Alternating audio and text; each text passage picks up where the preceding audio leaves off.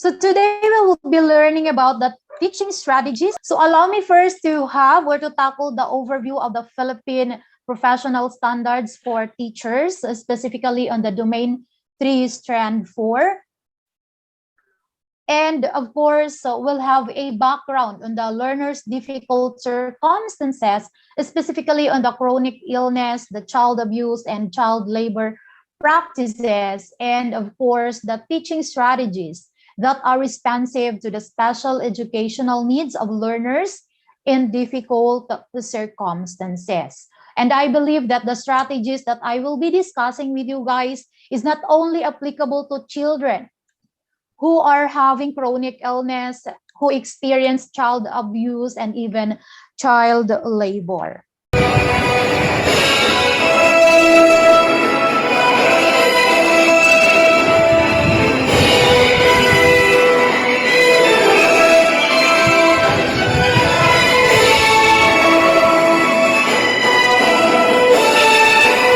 Welcome to the Learning and Development Channel, where you can learn, lead, and make a difference.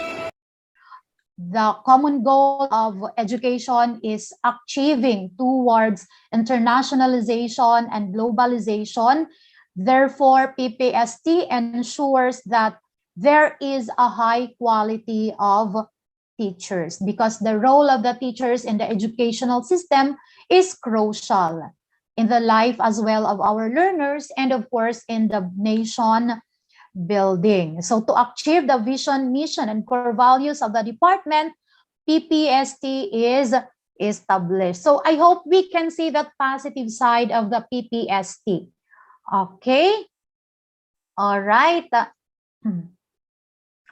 So now what can you say about this quotation from McKinsey 2007? The quality of an educational system cannot exceed the quality of its teacher. From Ma'am Princess Mika, the teacher can teach only up to what he or she is capable of. Okay, quality teachers and among quality education system. That is from Ma'am Sheila May Amantillo. Yes, ma'am. So indeed, so that is the quality of an education system cannot exceed the quality of its teachers. Hence, there is a need to assess the quality of teachers, their needs, so that necessary support will be provided. And the quality of education, of course, begins with the best teacher by, for example, this one, conducting training so that we'll be able to have an excellent teachers. So that when our educational system would have the quality teachers, so basically, again, as I have said earlier, will be able to achieve the vision, mission, the core values of the system and will achieve that goal towards internationalization and globalization.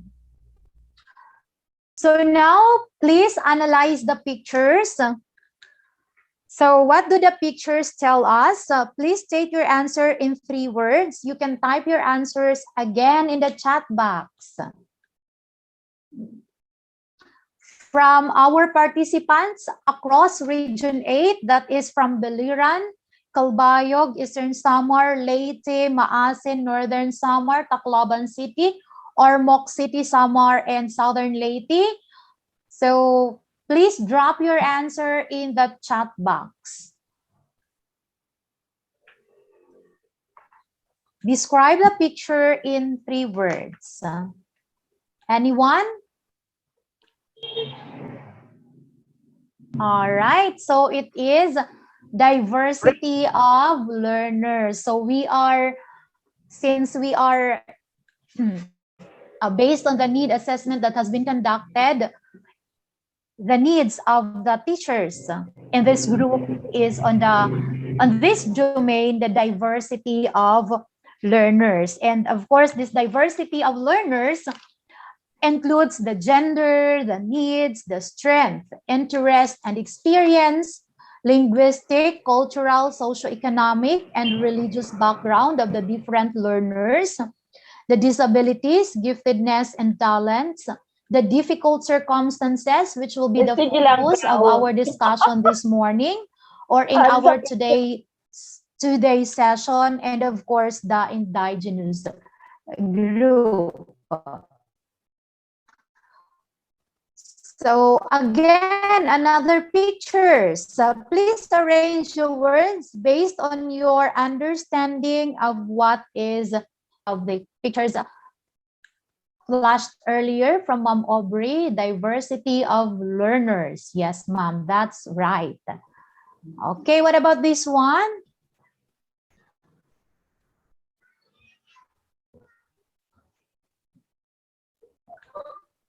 Five, four, three, two, one. Yes, there's an answer already. Learners in difficult circumstances. Thank you so much, Ma'am Nelly. Wow, best in recitation si Ma'am Nelly through chat box. And of course, the others. Thank you so much for your active participation. I really appreciate that. All right, so learners in difficult circumstances, there are lots of circumstances in which it put the learners in a difficult situation. And here we'll focus again in chronic illness, child abuse, child labor.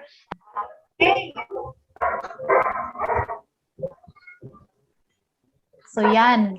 So for the domain 3, diversity of learners, the teachers establish a learning environment responsive to learner diversity. Region 8, fully support the implementation of inclusive education in which we embrace all types of learners.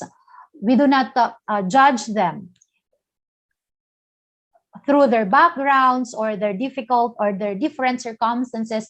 Rather, we embrace them, we acknowledge them, we respect them, and of course, provide necessary assistance so that they will also be able to achieve in the educational endeavor that they have.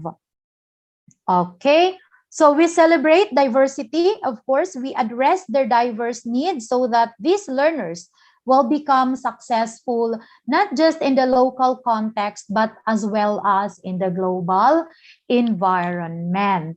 So yon.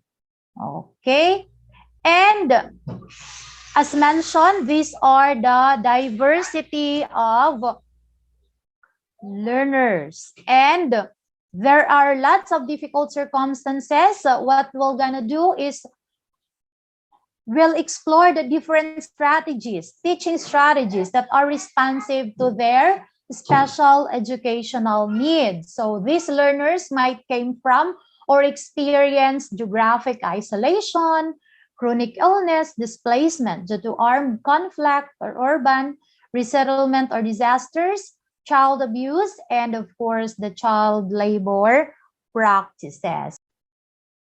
So I will be presenting facts from the different studies, of course, and from a reputable websites about the 3 cases about child abuse, chronic illness, and child labor. And based on studies, these difficulties have impacted learners in many ways. As an educator, of course, our role as an educator will come in so that our learners will feel or will be successful in education, and we can help them by minimizing the impacts. Okay, the impacts of these difficult circumstances in their lives. First, let's start with chronic illness. It is defined as physical conditions that affect an individual's ability to function for intervals longer than 3 months or for a duration of hospitalization longer than 1 month. And this includes asthma, cancer, diabetes, chronic renal impairment, epilepsy, congenital heart anomaly, obesity, and hematologic disease. And in US and Europe, approximately 15% of school-age children have chronic illness. So what is the common impact of chronic illness in the learner's education? First, it has a social impact. First, high risk for developing social impairment. So individuals act in a less positive way or performs worse when they are around with others. So they're not comfortable if they're around with other people. So other children or learners who have chronic illness don't tend to be alone, and fewer social opportunities. So because of course their social impairments would impact, and that could lead to fewer social opportunities. And of course, other effects of the chronic illness would limit the learners to participate in the different activities that would be done in school. Okay, and they have also these feelings of alienation from peers. So it's really important to understand these learners in difficult circumstances, and increased risk of being bullied because of their special care needs. So another is psychological impact. They're affected emotionally and behaviorally, thus creating emotional or behavioral problems. And this would also could lead to their poor academic performance. Okay. Sign of anxiety and depression. Learners who have chronic illness would lose interest or would have also poor appetite and insomnia. And their experience of repeated hospitalization would usually lead them to anxiety, because of course others might be traumatized with their experience in going back and forth to the hospital. And what are the effects of chronic illness in the schooling of the learners, of the children? So first is difficulty completing work on time or taking part in exams, decreased academic performance because of the different factors, difficulty keeping up relationships with school friends because they have the tendency to alienate themselves among their peers. So hindi na sila they don't cooperate, they don't want to be with other children because of their condition, because of their special needs, and difficulty getting around the school environment, depending as well on the kind of chronic illness that they have. Difficulty participating in some school activities such as physical education or excursions, and feeling less confident and less motivated, also possibly affecting self-esteem and body image. And also during face-to-face, when the student is always absent from the classes, they tend to be shy in attending the class the next day. Okay.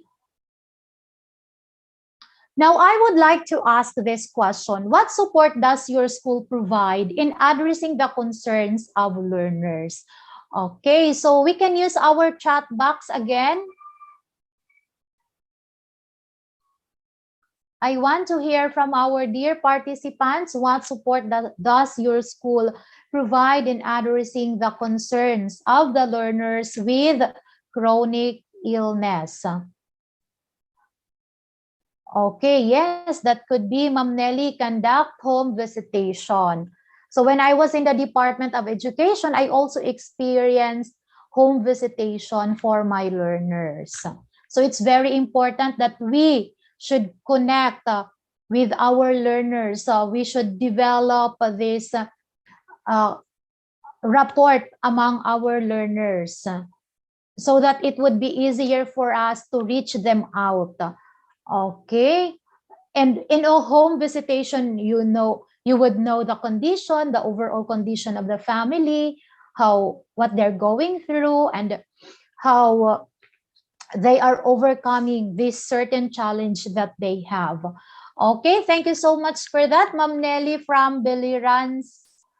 Okay. Now, the educational services that can be provided to learners with chronic illness, not actually in chronic illness, but this can also be utilized in the different circumstances of the learners. First, the school may provide school-based intervention. Okay, provide homeschool or tutoring programs.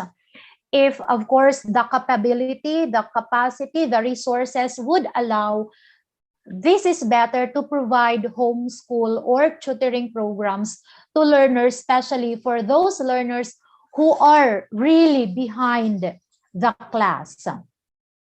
Provide psychosocial support for children and parents, especially when our learners are having, diba, as mentioned earlier, the emotional impact, the social impact. So it's very important that we provide psychosocial support for them so that they would be able, they will learn how to handle situations that they are going through, so that they will be able to learn how to cope up with the challenges that they're experiencing, their emotional struggle and their psychological struggle as well. Encourage children to cope with medical fears.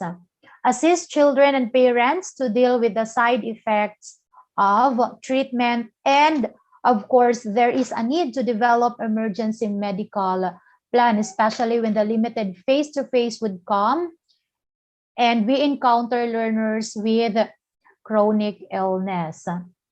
All right. Collaborate among parents, teachers, and healthcare professionals. It's very important that we would collaborate with the parents. We would have a good communication with the parents and with the healthcare professional. It's very important that we know what is really going on with our learners. Dapat alam natin yan. Okay, collaborate in developing educational plans and care plans to improve adherence to treatment, self-care, or school behaviors. Or we can also develop an individualized educational program or plan, and teachers can collaborate with special education teachers in crafting this type of program. Provide assessment and intervention to improve academic performance. In providing an intervention, it's very important that we know the needs of our learners, their capabilities, their skills, their level of achievement, their learning style, and their preference as well. So when we all know about it, the needs of our learners, we can now craft the intervention program in close collaboration with the parents. And if your learner has chronic illness, with the medical health professionals, their expertise in the field would be necessary in crafting an individualized educational plan or program. Then you can also, the school also may provide or facilitate their coping with their emotional and behavioral problems, because this would also affect in their performance in school. Okay. Now, the school also, we can also have a home-based intervention. Okay. So again, as I have said, a regular communication between the school and the family is the best way how your child is coping academically, socially, and physically and emotionally, so that this will be addressed, these different concerns, and coordinates with teachers, with parents, and medical health professionals. Why it is important to provide a home-based intervention? Because of course, the content mirrors the content in the classroom. The intervention that you will be provided must mirror the content that you have in the classroom. Monitors the child's condition before returning to school. So you have to know the overall condition of the learner before allowing that child or learner to go back to school. And of course, there is a need to supervise parents kung how they're handling their children, what supports as well they're providing with their children. Okay, kailangan din ng guidance ng parents. And consider the health status of children during the hours of home-based intervention. So yon. So it's very important that we consider the condition of the learner when we are conducting home-based intervention. Because probably hindi pa nila kaya. So with that, we have to consider that in crafting our plan. All right, so now let's move on to child abuse. Child abuse is any form of maltreatment by an adult which is violent or threatening for the child, and this can be done in the forms of physical, sexual, and emotional abuse, neglect, violence, household dysfunction, parental substance abuse, and absence of their parents. Okay. Now, and nearly 3 in 4 children, or 300 million children aged 2 to 4 years regularly suffer physical punishment and or psychological violence. And 1 in 5 women and 1 in 13 men report having been sexually abused as a child aged 0 to 17 years.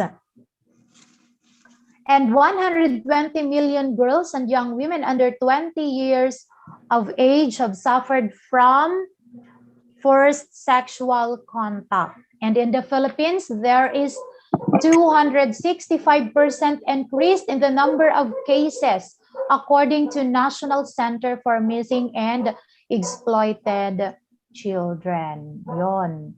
Now, I would like to ask again from our dear participants, is there a mechanism in your school to identify learners at risk of child abuse?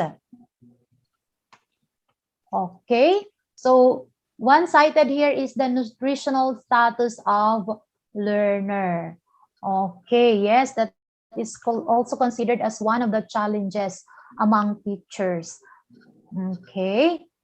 Okay, so far none. And of course, the child abuse have a direct, extensive, and lifelong effect to learners. These are behavioral, physical, and it has also an impact to their mental health. And please know that it is difficult to console these learners who have behavioral problems. They're also difficult to discipline, okay? So based on study, they have the tendency to abuse when they become parents or adult in the future. So that's why it's very important that as early as possible, we address the different impacts, the negative impacts of these difficult circumstances to our learners, okay? It also has the tendency to impair them physically, like they could have serious wounds, bruises, or fractures, and the worst that might happen, this would lead them to death. And this would also develop trauma among learners. Okay? The next is socio-emotional maladjustment. Yon, the trauma and stress are related to condition of early childhood. And this has as well an impact on them. Affected children have difficulty forming emotional attachment with others among peers. Okay, and show decreased ability to experience positive emotion. And sometimes they cannot seek or accept physical or emotional closeness. They're sensitive to physical closeness. And the tendency they would react violently when held, or if you will hold them, you will cuddle them, or if someone would offer comfort to them, they might react violently. So this is because of the trauma that they have experienced because of the child abuse.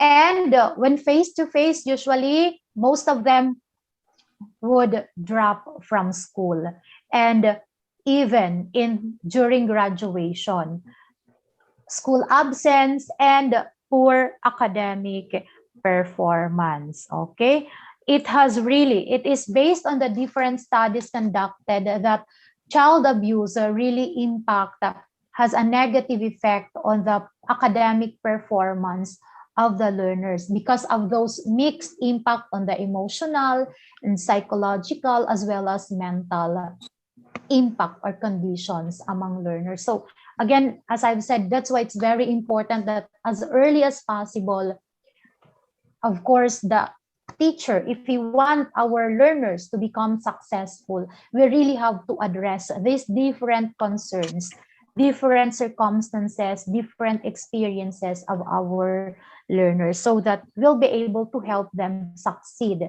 in their life. Okay?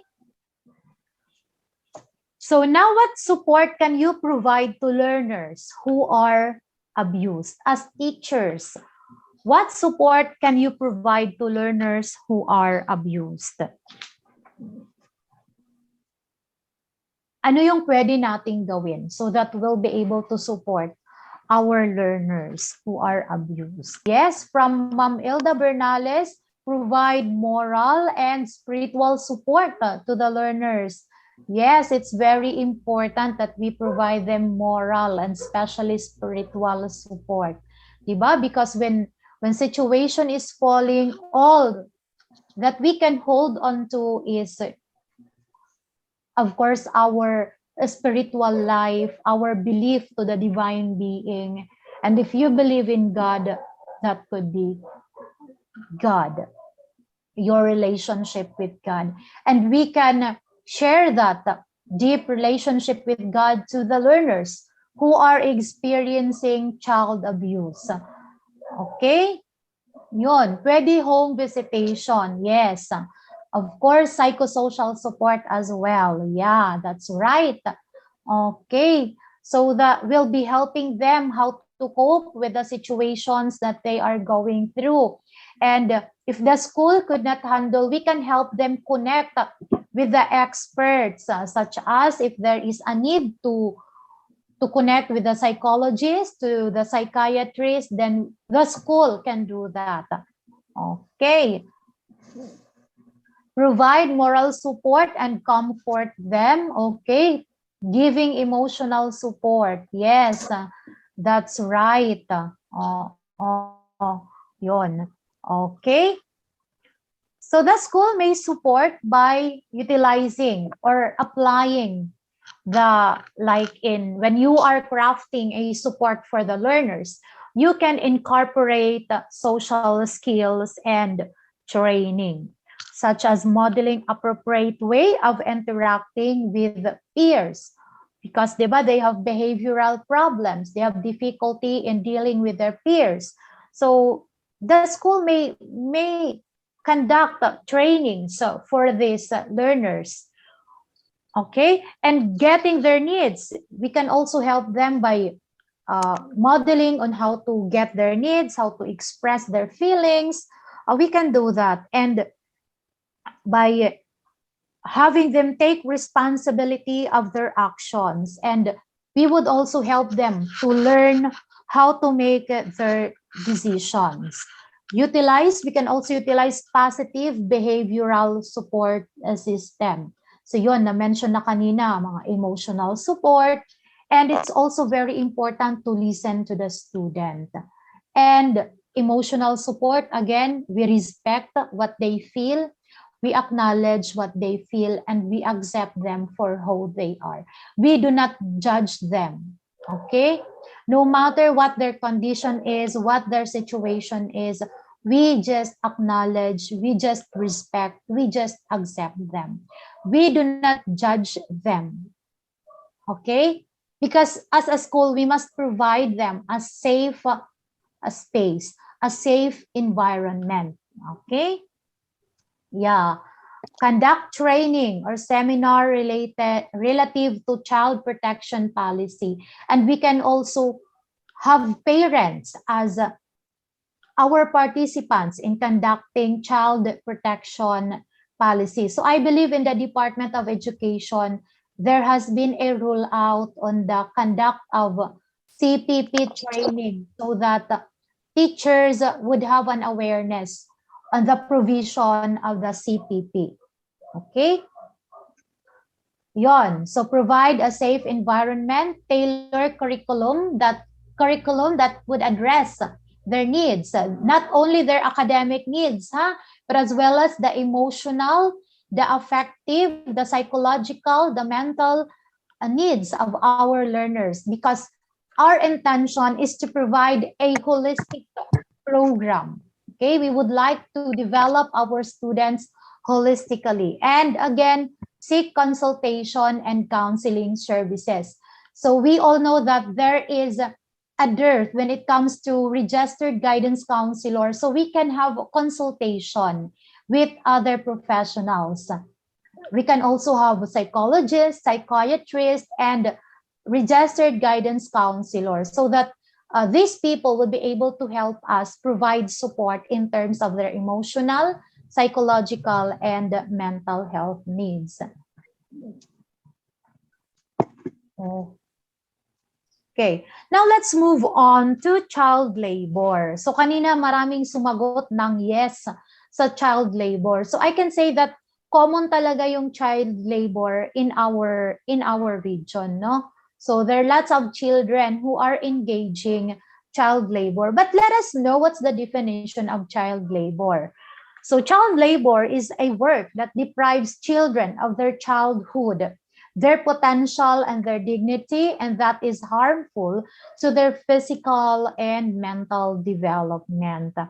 Exploitation of children who are deprived of their childhood by work that prevents them from attending school. And of course, those activities that should be done by children and they are not experiencing that, and it puts them into limitation, yun.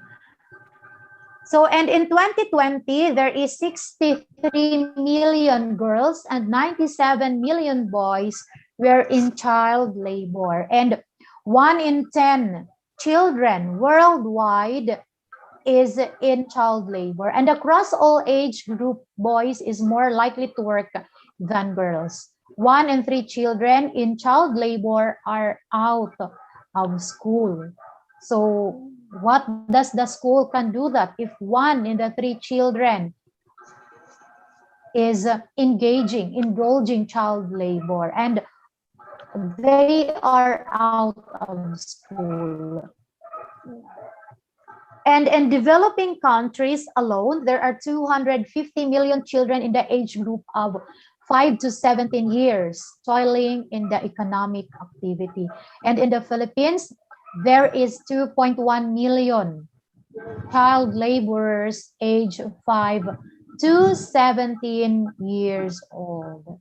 Okay. So what are the common impacts of child labor? Actually, pabalik-balik lang ito.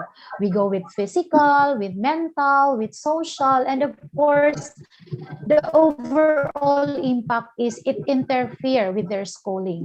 It affects their academic performance. Okay? So yun. And what's the role of the school in providing support to these children who are in child labor? So I would like first to ask from our dear participants, what can you do or what the school can do in addressing this concern, the impacts, in addressing the impacts of child labor to our children? So again, what mechanisms can you provide in addressing these different impacts to our learners? Please type again your answers in the chat box. From our dear participants, yes, spread awareness. Yes, we can cite also the law on the child labor. And of course, we can also discuss the different impacts we should educate people. We should educate parents as well. Okay. Yeah, provide counseling to parents or guardians. Okay, we can also educate the parents, the guardians. All right, from Biliran, from Mom Cindy, our school has a project, Isang Daan, where we give 100 pesos monthly to students who are identified to be engaging in child labor, ma'am, right? Okay, that's good. So I hope really, so paano yung impact, ma'am? This would really help learners who are in child labor, who are engaged in child labor, yung project ninyo na Isang Daan. Ma'am Cindy? Wow, yes. Yes, that's right. Okay, that's good, ma'am.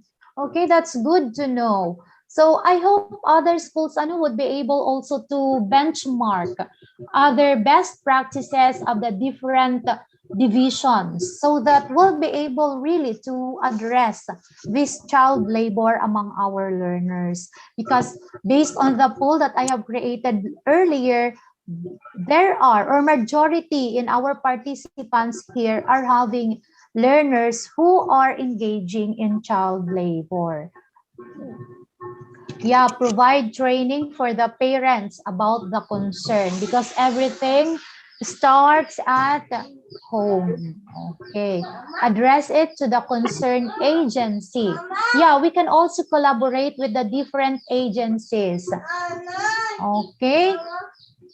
Okay, conduct orientation and ask help with the barangay officials to address the problem. Yes, that's right, Ma'am Ilda. We can do that. The school can collaborate with the barangay officials or concerned agencies so that we'll be able to raise awareness among our parents. Okay? Because again, everything starts at home.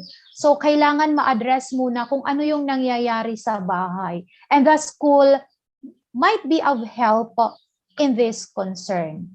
Okay, yes, that's right. Okay, thank you so much for your responses.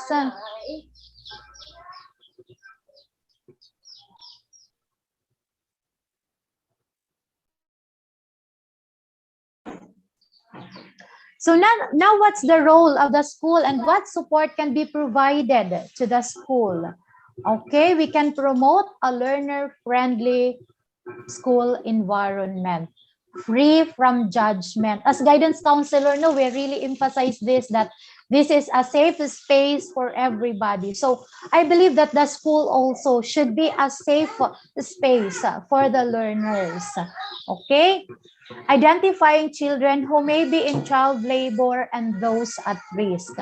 So the school can also monitor, identify learners who are engaging child labor.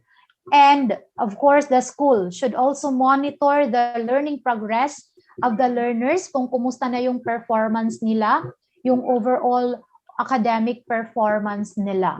Sensitizing and educating learners about child labor so that they will stand on their rights. Okay? Guiding and counseling learners, providing life skills, communicating with parents, the school community. Yes, this was mentioned earlier. PTAs and other structures. Empower the children with their rights and work toward their well-being so that they can defend their rights. They can stand with their rights. I would just like to share this one. This is from the Song of Divert by Anthony de Mello. A man saw a naked child on the street, hungry and shivering in the cold. He became angry and asked the Lord, "Why do you allow this? Why don't you do something?" Then God replied, "I certainly did something. I made you." So I hope this will give a challenge to our dear participants, to our dear teachers, that we become a bridge in helping our learners, especially those learners who are in difficult circumstances, who are really needing our help, our support, our guidance.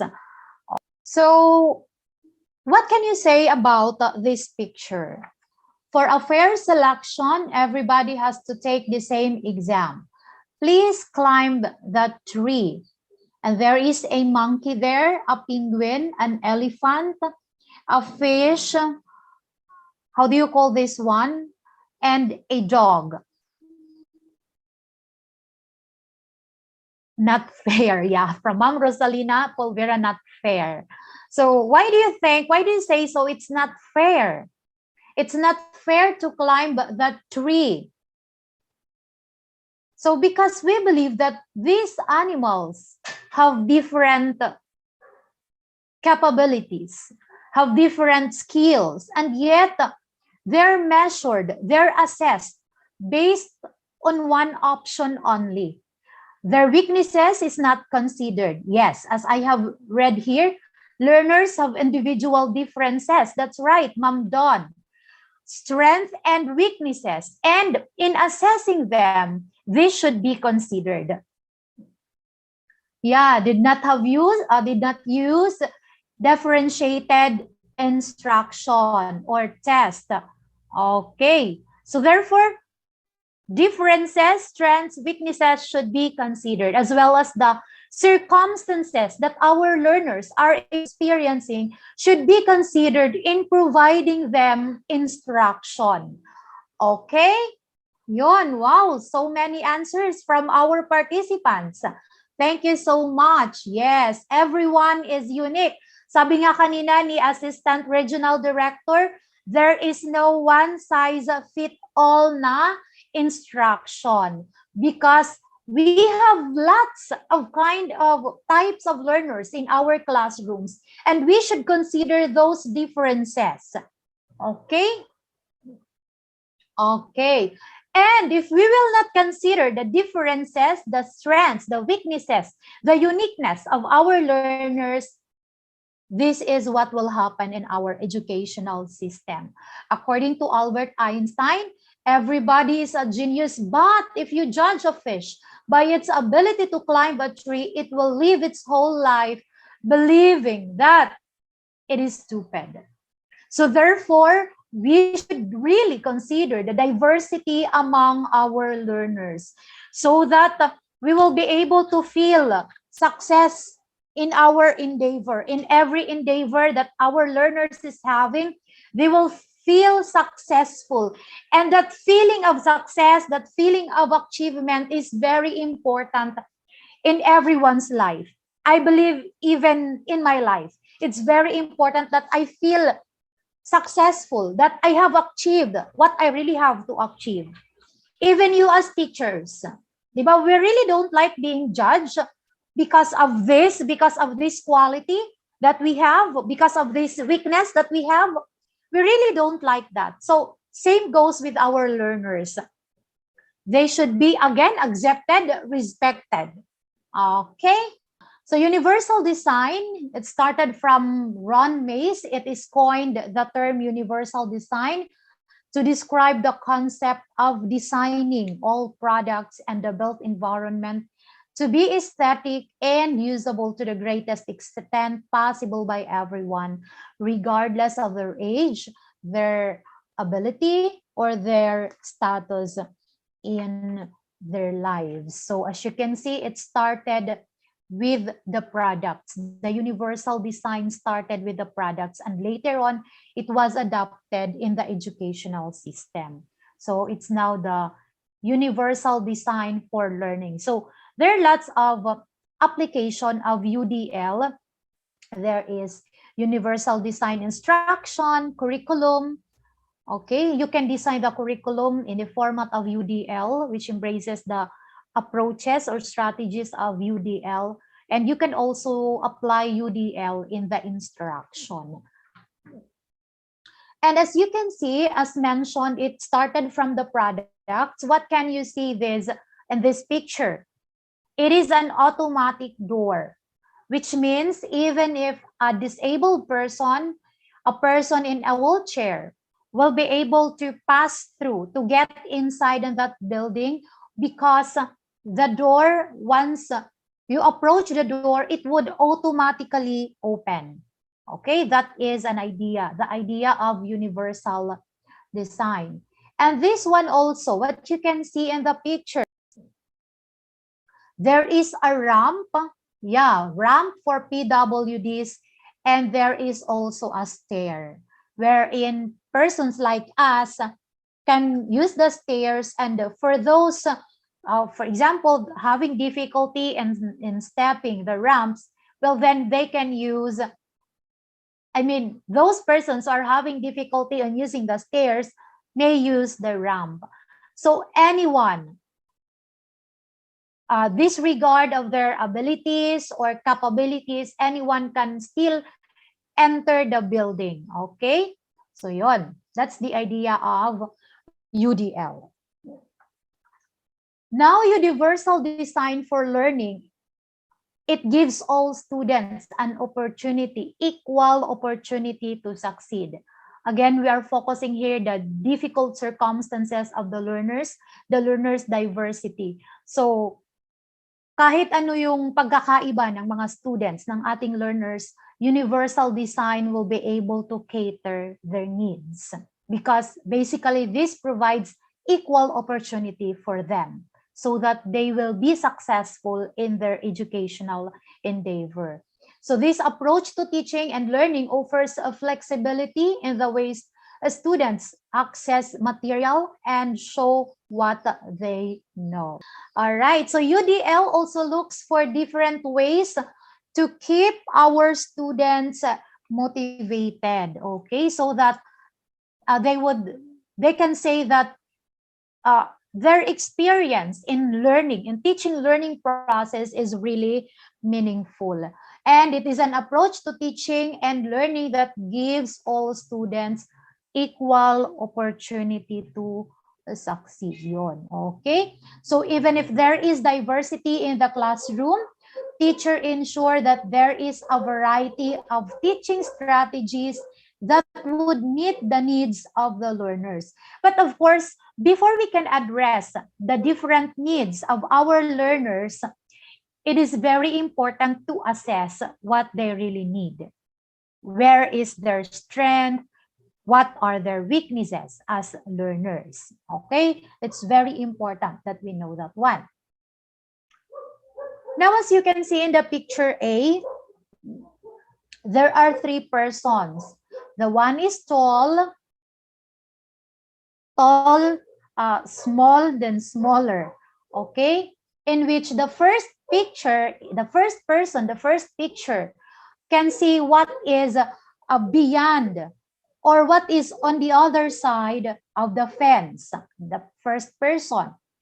The second one cannot really see what is beyond the fence, no matter what this person do, okay? Even if bisan pa hiya umikid, this person will not be able to see what is beyond that fence. While the other one, okay, this person, if kung umikid diya, this person might be able to see what is beyond that fence. Yes, in our chat box, there is inequality in this case. And as you can see, in the next picture, yes, the first person can still see because he's tall. The smallest one was given a box, which is called accommodation, so that the need of this smaller or smallest kid will be addressed. And the next one, the person is also given a box so that the needs will be addressed, okay? So take note of that, all right? So now in this case, they will be able to see what is behind the fence because they are provided with the accommodation. Now, as you can see, the barrier was removed. Okay? So as you can see with the fence, they can see what is beyond the fence, even if they're not are really provided with accommodation such as box. So with universal learning, this is in relation to universal learning, in which the goal of the universal learning does not only fix the barriers, just like in the picture number 2. In picture number 2, it just fixed the barrier. Like the kids were provided, or the person were provided with boxes or accommodation. Okay? But as you can see in the picture 3, it removes those barriers. Yes, I'm seeing different answers in our chat box. Equal chances now. Yes, because the barrier was removed. So there is now an equal chances, an equal opportunity, thus universal learning. Yeah, that's right. Okay. So therefore, in this case, the fence is designed to allow the 3-person to see what is on the other side of the fence without needing any accommodation. Okay. So now, therefore, UDL locates the problems of access to education with the design and presentation of educational products rather than in the student. So that's why we have to identify first the causes of the difficulties of our learners, the impact of these difficult circumstances to our learners, so that we'll be able to properly address what they really want, what they really need. All right.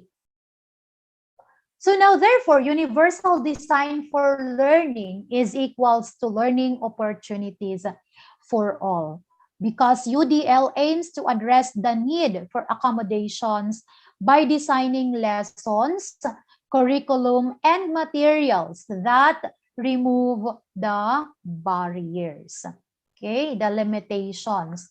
Now, what are the benefits of UDL? As you can see, it provides options to our learners. We have diverse learners in our classes. If there is no one-size-fits-all strategy, likewise, there is no one kind of learners in a classroom. There are different kinds of learners. We have slow learner, average, we have fast learners. Okay? So we really have to embrace that. So with the help of universal design for learning, we'll be able to address these different kinds, diverse needs of our learners. It reduces barrier or removes the barriers. It enhances learning opportunities.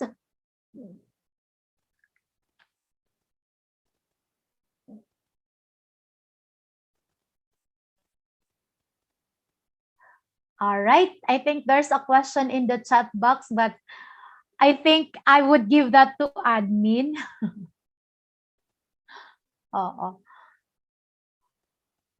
So how can we give different resources and materials to our students when DepEd only provides the same materials? Who should shoulder the expenses so that we can give differentiated learning fit to all? Okay, and differentiated learning fit to all, it's more on, if we'll be talking about the strategies, it's more on the activities that we can provide for our learners who are diverse in many aspects. And what can we do if we have no funding and all? Okay. So I believe the Department of Education has many mechanisms in addressing with regard to funding. All right. Okay. So next is advocates no single teaching practice. So as a teacher, you should be flexible. If UDL requires flexibility, allows flexibility, the teacher as well must be flexible, must not only embrace one teaching strategy. You will say na, ito lang ang alam ko, ito lang ang i-apply ko sa students. We cannot do that at this moment anymore. So we really have to explore different strategies so that we'll be able to address different needs, diverse needs of our learners. And universal design for learning engages, and challenges the students. Okay? Kahit slow learner pa yan, sabihin na natin slow learner yan, it would still, the UDL still challenges the students and engage them at the same time. All right. Now, why universal design for learning? Why do we need to apply universal design for learning in our classrooms? To address the individual needs of the students.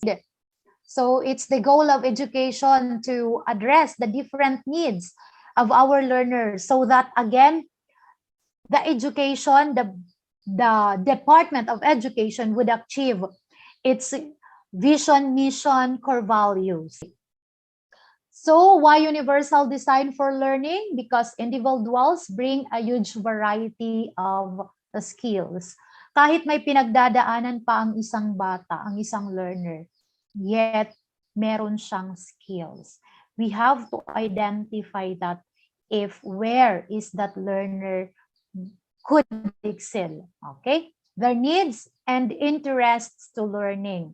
And the purpose of UDL is to meet the needs of all students in an inclusive classroom, because there is already a provision in the department in which it promote inclusive classroom. So disregard your capability, your inability, so you are mainstreamed in a normal classroom.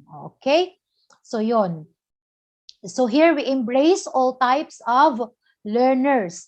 We respect, we understand them, we provide a safe environment for them.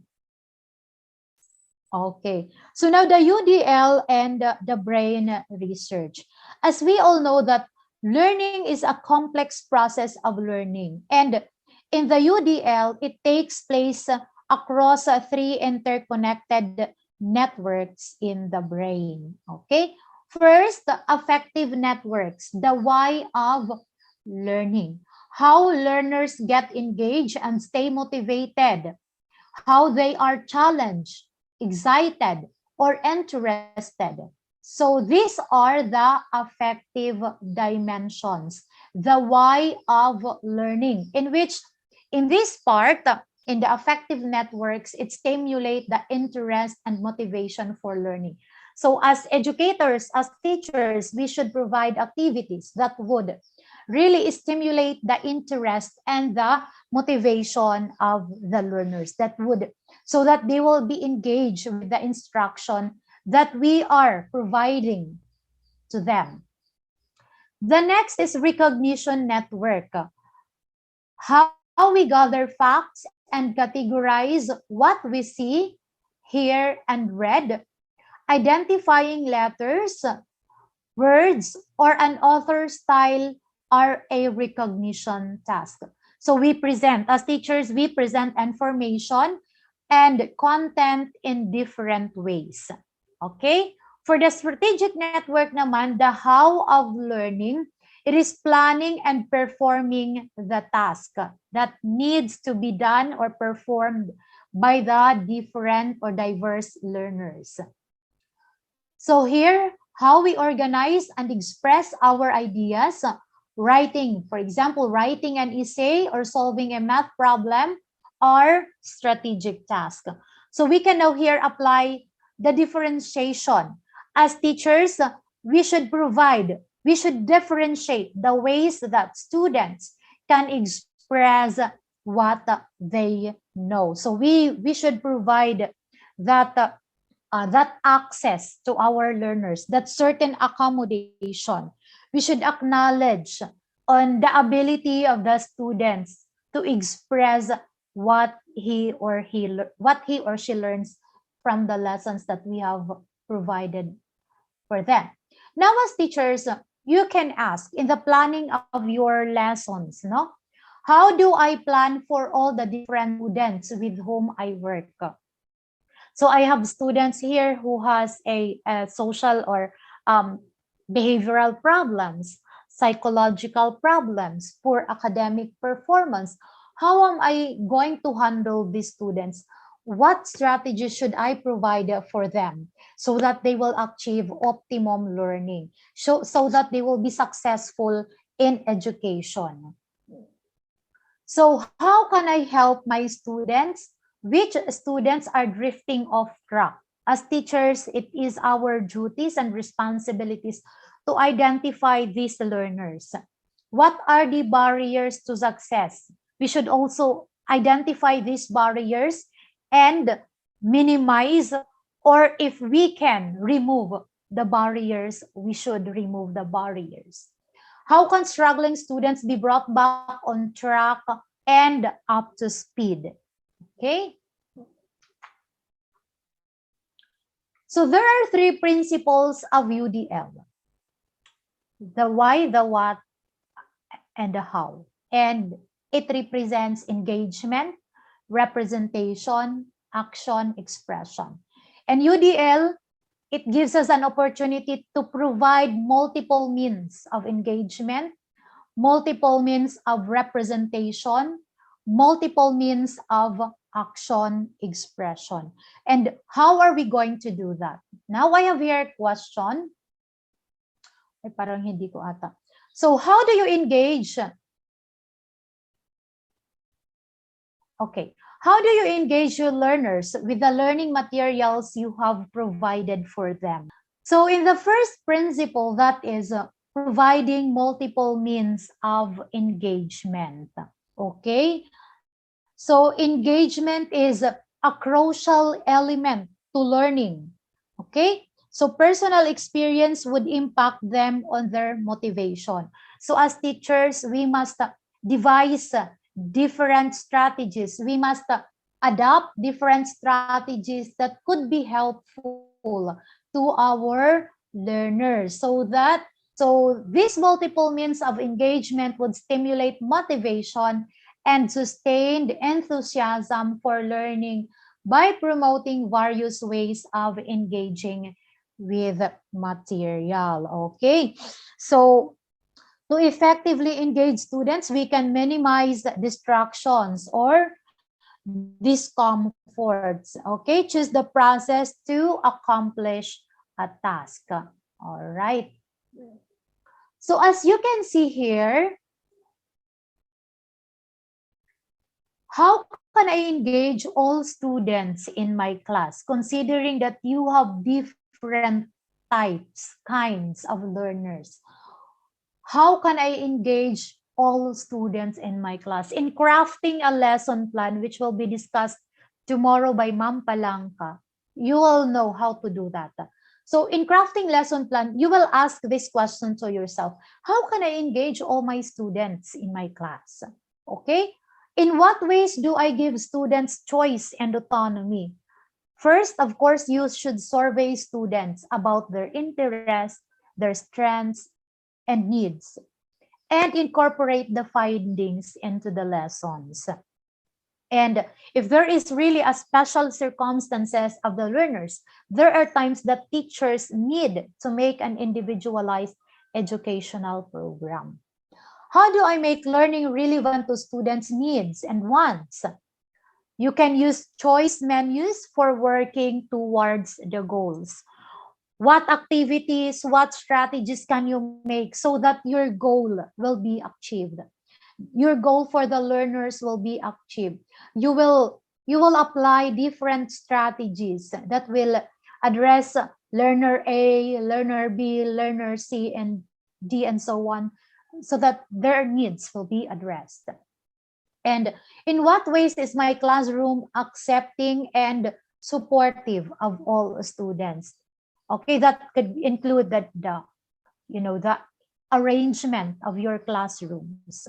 Okay, state learning goals clearly and in a way that feels relevant to students, because if the learning experience would not be relevant to our learners, they don't find meaning on that.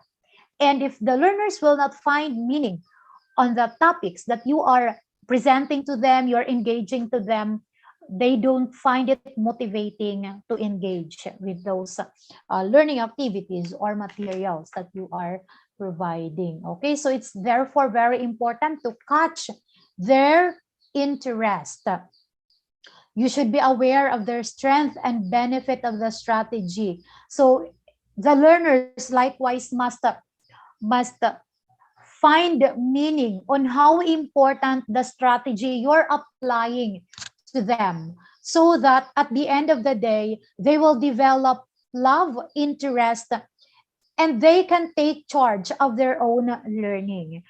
So based on humanism approach, it advocates, or it is more on a self-regulated learners, in which the learners are intrinsically motivated. As mentioned earlier by our assistant regional director, it is very important that our learners are intrinsically motivated. They are intrinsically motivated to learn, hence developing this self-regulation in them.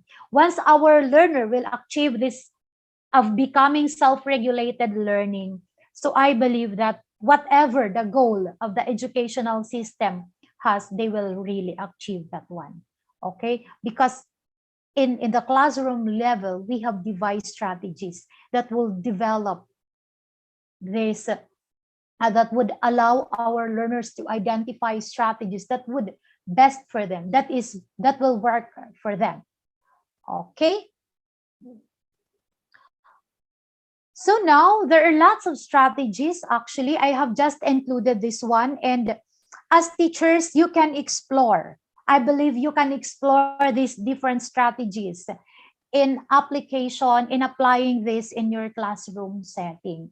So we can engage, for the first principle, we can engage our learners through space. Okay, even at home, right now that they are in modular approach, we can apply this one, the sitting arrangement, providing them necessary lightings inside their in their study area. So we can still apply this one. And how are we going to do that? Again, diba, you've mentioned earlier that you call for PTA meeting.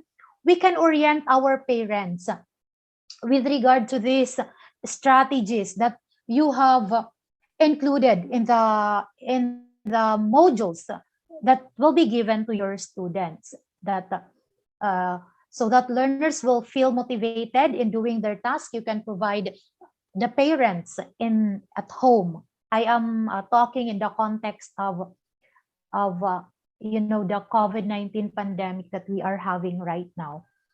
So you can orient the parents that they can allow their children sit in the different comfortable seats where they are. Yes.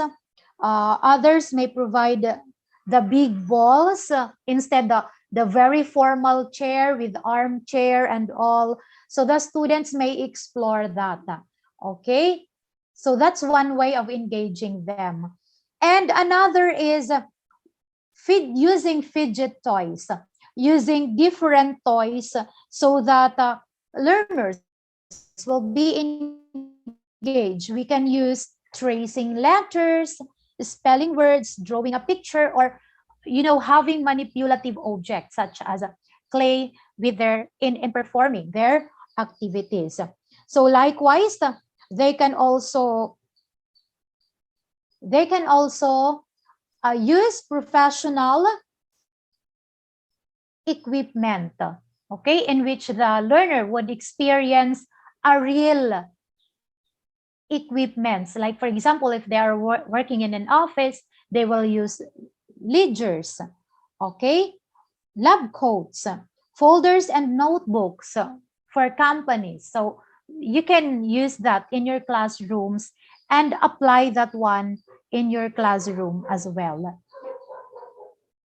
Another, when you're using technology, you can use interactive whiteboards. Okay, this will help in engaging our learners, catching their interest, sustaining their effort and persistence, and sustaining the self-regulation. The possibilities for fun, engaging high-quality lessons and activities using the board are practically endless. And for those teachers who are using such as this one online platform, Google Meet or Zoom, you can also use video conferencing. It is very important that we use video comms, webcams in engaging our learners. However, with the difficulty of internet connection, we do understand that there is really limitation in this platform. But still, we can use this video conferencing. We can invite guest speakers so that our learners would find that our learning environment is a bit different. Okay? And we can also use blogs, even for children, for kids in the elementary, in the high school. We can use blogs. Even in the college, we can also use blogs. And one advantage for blogs is even online or offline, the learners could still access this one, may it be real time or in a asynchronous manner, which means even if you are not conducting your classes online in real time, the students still can access the blogs of their classmates. Okay? And since our generation nowadays are naturally, they are born in technology, so most of them are really engaged with technology. However, we'll go back to the resources if our learners have the resources. Of course, in providing strategies for them, we have also to consider the resources. Okay, not just, again, we really have to focus on the student-centered approach. What's the capacity, the capability of our learners? Okay, so engaging in terms of content instruction, we can use manipulative materials, tactile activities, even at home.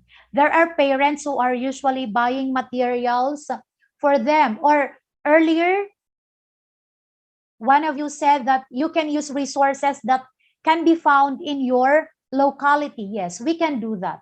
Hindi lang po yung mga materials na pwede nating i-apply sa ating students are those that can be bought in the stores. We can also make use of the materials, recycled materials that are available in our locality. Okay, so now let's move on to bag of ideas. So why do we have to use this bag of ideas? So here, the students will be engaged from the beginning of the lesson, of the instruction up to the end. They collect their own prompts to fill their bags because, you know, there are students who really have struggled when it comes to thinking of a topic for creative writing. So instead of writing that, for example, in a whole sheet of paper, you can use this bag of ideas. Okay, to support this process and make the writing experience more meaningful for your student, start out the school year by having them fill a paper, for example, lunch bag with small items at home that remind them of things they love. Okay, you can do that. Fun experiences or interesting hobbies. So they can keep the bags in their desk or in a writing center, in the classroom, or even at home. They can use that. So when they are prompted to write and find themselves stuck for a topic, you can encourage them to look through the items in their idea bag so that they will get an idea on how they would write or perform certain activities or what to write. For example, if you are giving them writing activities. Okay, so the personal connection to the object often triggers a story to tell. So now here they can use the prior knowledge that they have. They can apply their personal experience, their hands-on experience. All right. So next is we can also, in the content instruction, we can also use mnemonics. Okay. Use mnemonics to facilitate memory of learned information. These are techniques that help students recall factual information that has been learned. Okay, this can help the students remember the details or factual information related to the concept so that the student does not have to rely on the teacher, on the notes, or other other external factors to remember everything. Okay, students should be encouraged to make up their own. Yeah, you can do that. Students can make up their own mnemonics because they are more effective if they have personal connection. So if there is personal connections, they can create meaning on that material. Okay, next is computer software program. So again, as I have said, you can explore on this because I know that our students has also limitations. Some might don't have access to the different or to other the strategies that I am mentioning here. But again, we have to consider the capability of our learners and the available resources that they have. So we can use software programs. Countless skills can be reinforced through the use of computer software, such as we can have playing video games or creating images and text engages students in different digital medium for working on skills. Like for example, no, if your student or learner is having difficulty in identifying letters, there are different games that would allow or help our learners uh, identify, familiarize letters, familiarize the sounds, and even actually read. So we can install that in the phone that we're using, or if our learners has the capability to provide that phone, we can tell the parents. But of course, limitations again should be set. It's not that all the time. Okay, so what about in the engagement through social interaction? We can have them games. Since it's more on modular, maybe in our instruction we can say that play with your kuya, play with your ate, play with your parents, diba? So for groupings naman, I'm looking forward to the limited face-to-face. So we can still apply for groupings because there are students who feel shy to be expressing themselves alone, and they feel more engaged if they are with the groups. We can also use the dice, and in the dice we can personalize the dice. Okay, for example, if your lesson is on the MDAS, you can buy a blank dice, then you can put there the MDAS in the dice. And redefine bullying. I believe that bullying is still timely, though we are not in face-to-face classes. Even actually it's happening still, there's cyberbullying. So in order to avoid or to engage our students through social interaction, we should redefine bullying. So in bullying, there's always a bad person and a good person. So in redefining what is a bullying, we should recognize instead the strength of the person. Individuals are social beings. So we should address the issues. Bakit ba sila nagbubully with other people? Baka mayroong mga underlying concerns dyan that should be addressed. So we should look into that. So likewise, we can also use arts. Okay? So this will help us to fight boredom using arts. Arts in different ways, not just through drawings. We can use costumes. You can use props or even voice characters so that our learners would really feel engaged. Diba? We can also use photographs or videos. And we can also use cue signals. This will help or allow the learners to be guided. So you can also engage your learners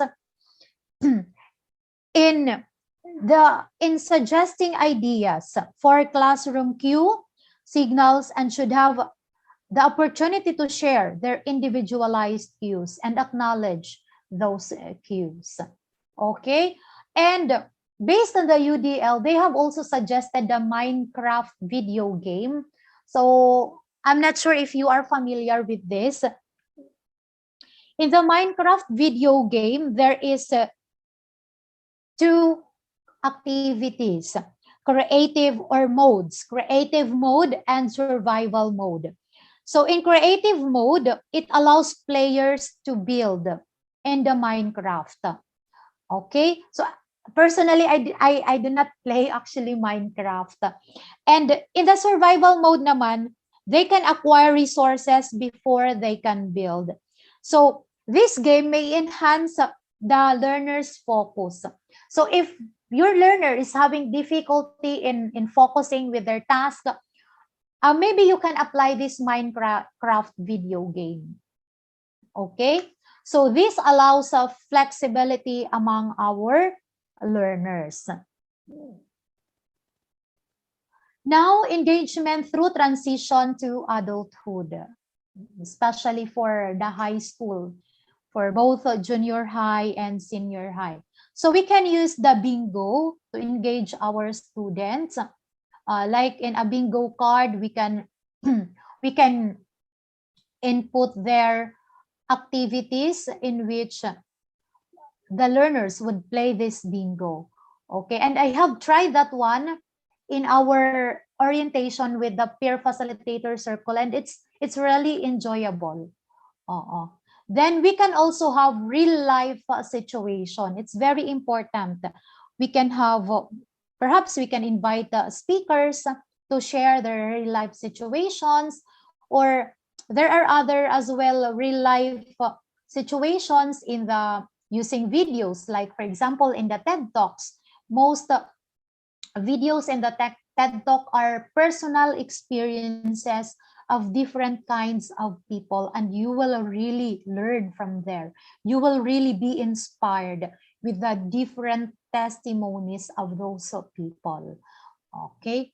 And invite people to meetings. Yun nga, you can invite resource speakers to help our learners in the transition to adulthood.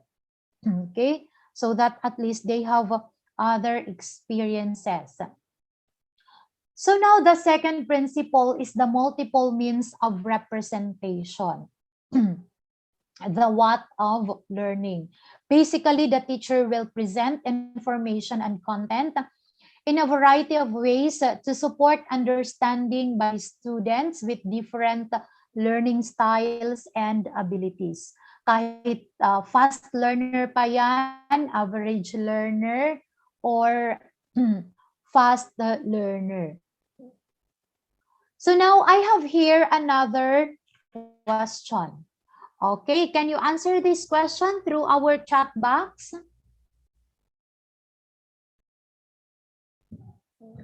How do you present your lessons to your learners to make the teaching learning experience meaningful? Okay, from Ma'am Nili, through games. Yes, contextualizing the lessons. And it is really applied in the Department of Education, right? The contextualization. Okay, what else from our participants? Okay, this is holy hour. Okay, I do understand that this is really a holy hour for everybody. All right, games, role play, especially if face-to-face. Okay, what about the others? Apply in real life situation. Yes, so that our learners will be able to relate. And if they'll be able to relate, define the lesson more meaningful, and it basically it retains in their memory. Okay. By providing different activities. Yes, groupings, such as groupings and games. Yes.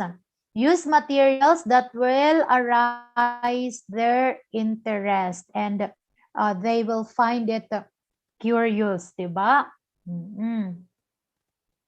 All right. So what else? Explicit teaching. Yes, by Ma'am Dawn. All right.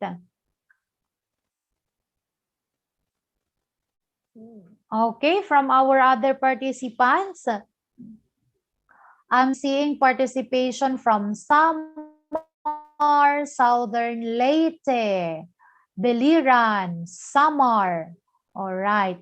Incorporate mystery into your lesson. Yes, depending on the topic as well that you are discussing to the learners or to your class.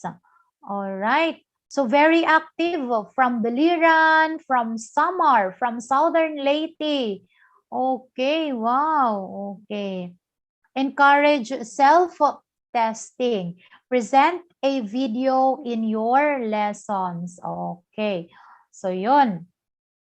Okay, you can also do some engaging activities. Thank you so much for that. Now, in providing multiple means of representation, you will ask again, as a teacher, you will ask yourself, how can I present information in ways that reach all learners? Na maaabot lahat. Kahit ano pa ang kailangan ng aking mga estudyante. Okay. Now you have to consider in crafting plan, you have to consider this. How I considered options for how printed texts, pictures, and charts are displayed. So what you can do is make it easy for students to adjust font sizes and background colors through technology. Okay, I'm still seeing other answers from the from our dear participants in the chat box. Okay. So keep coming. So there are brainstorming from Ma'am or Sir Alfaro. Yes. Engaging activities, interactive. You can use PowerPoint presentation if you're, especially if you are conducting online classes. Group discussion, we can also apply that in the online classes. Okay, begin with an easy or easy. Easy activities. Okay, so thank you so much for your participation. Yon, use familiar materials, things, or you can use also real objects. That's right. So that your learners, mga professional equipments, you're using real, you can use also real objects. Okay, so that your learners will be able to relate. Okay, use interactive activities. All right. So another is, what options do I provide for students who need support engaging with text and or with auditory learning?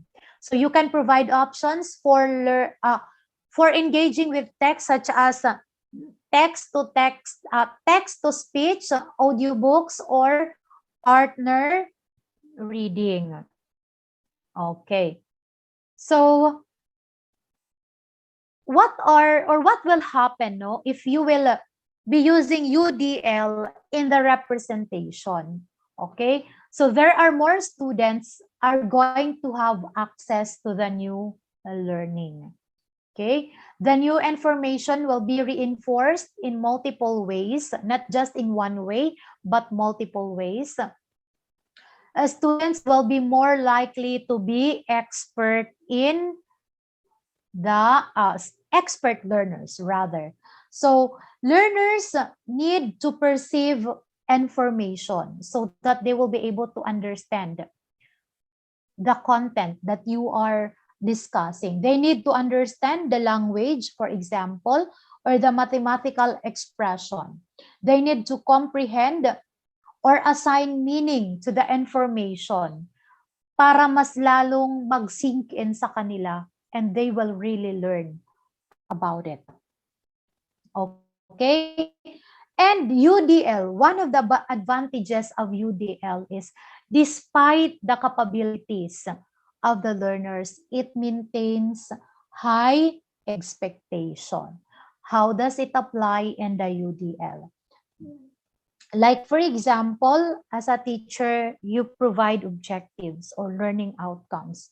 You have to stick the objective. For example, if your objective is for your learners to learn how to add or multiply two-digit number, considering that you have different types of learners in your classrooms, like what you're going to do is in order to achieve this goal so that your learners will learn how to multiply up to 2-digit number, what you will do is you will devise strategies that would lead them to achieve this goal.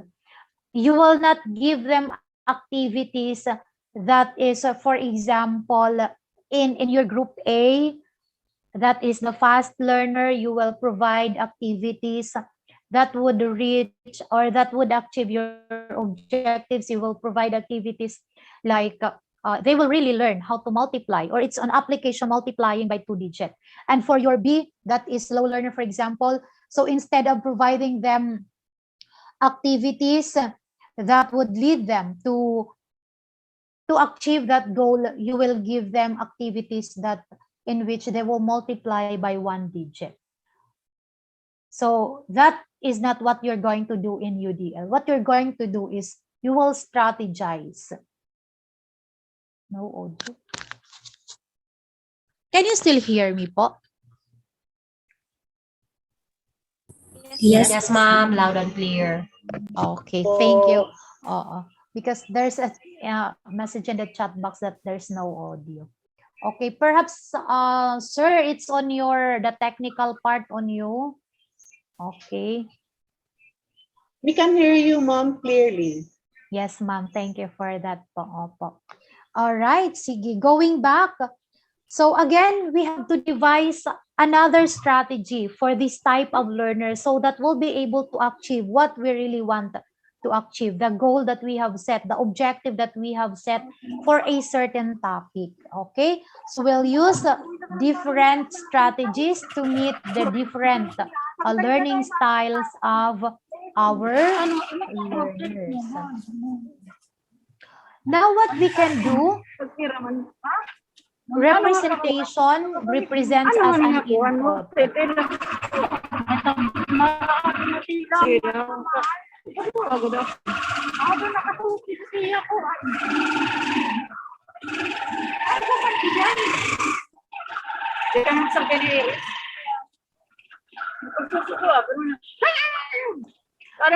Ma'am Catherine, can you mute po your microphone? Susubukan ko ito, ano yung ko. Daya sini, kung naruruyag ka.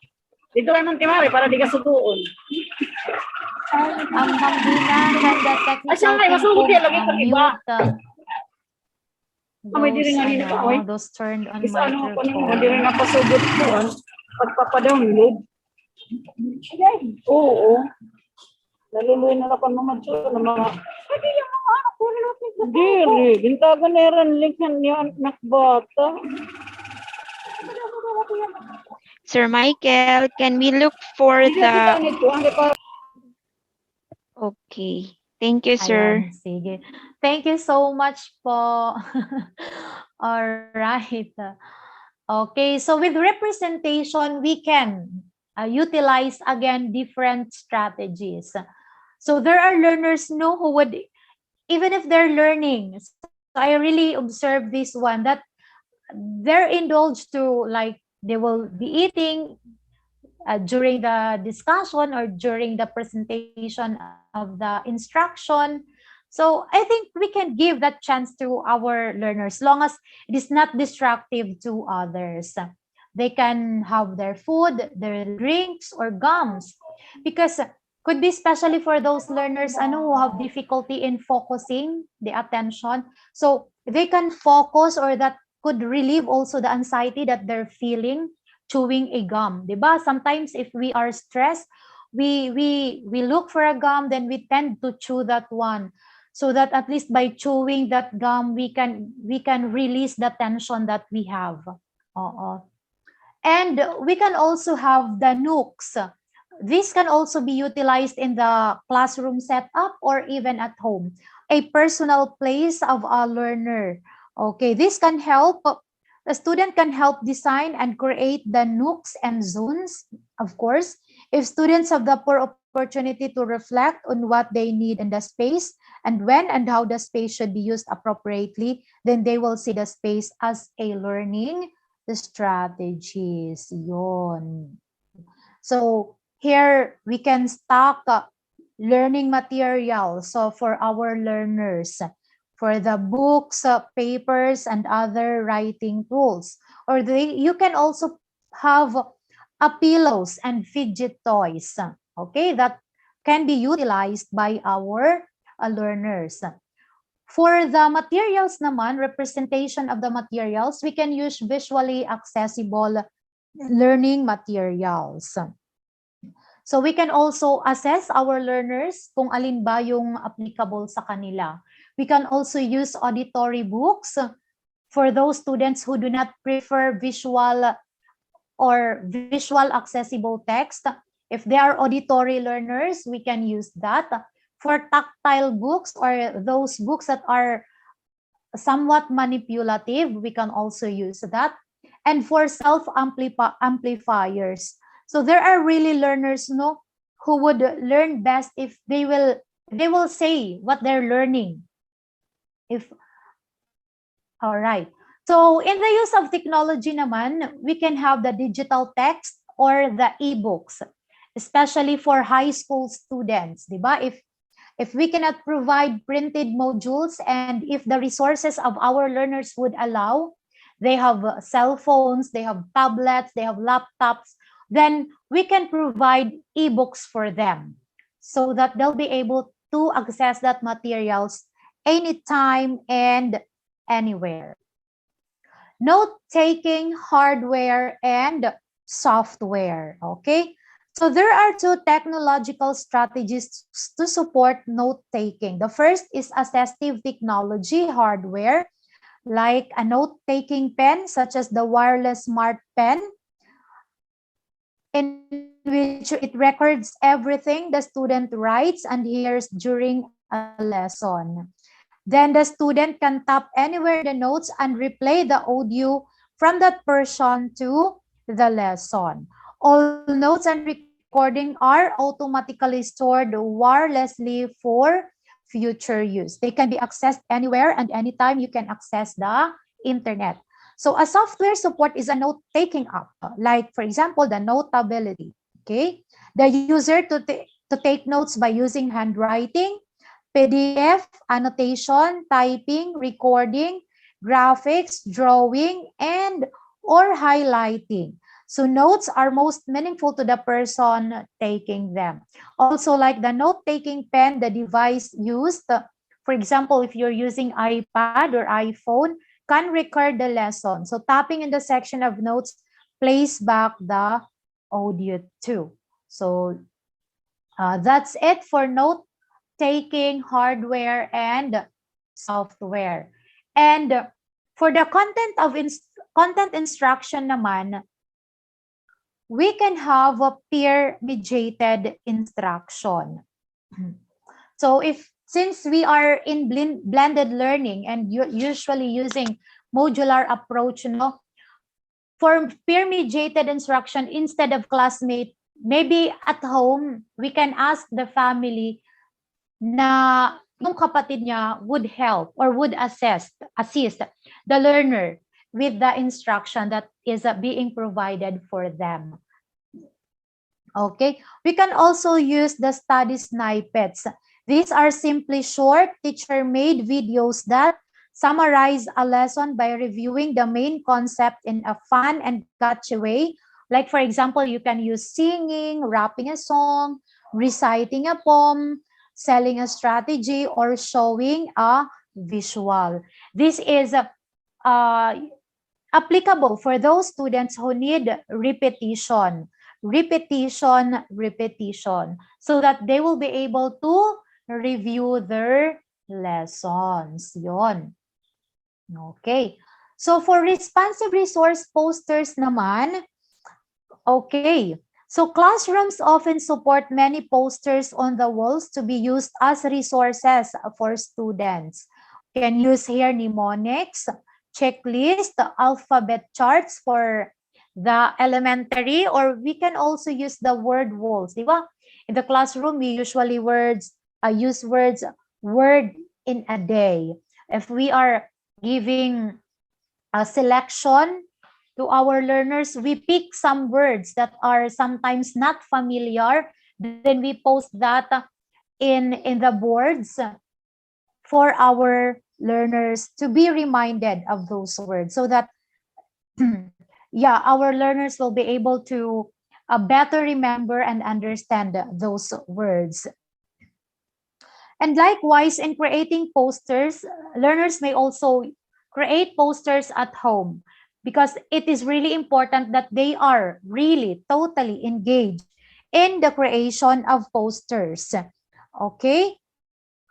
So, another is humor in the content instruction is humor. Humor can be the comprehension, connection that some students need to make sense of and store new information. This can be added to visual, auditory, and tactile content and used appropriately. So this can be a powerful tool for learning. Some ideas to use are games, okay, the comical voices, the wigs and hats, puns, okay, and we can also use acronyms. How are we going to involve our students in this case? So the learners can reflect on what they learned about the content connected to humor and whether it is an effective strategy for them. The students should also be encouraged to create their own jokes about the topic. Okay. Next is visualizing.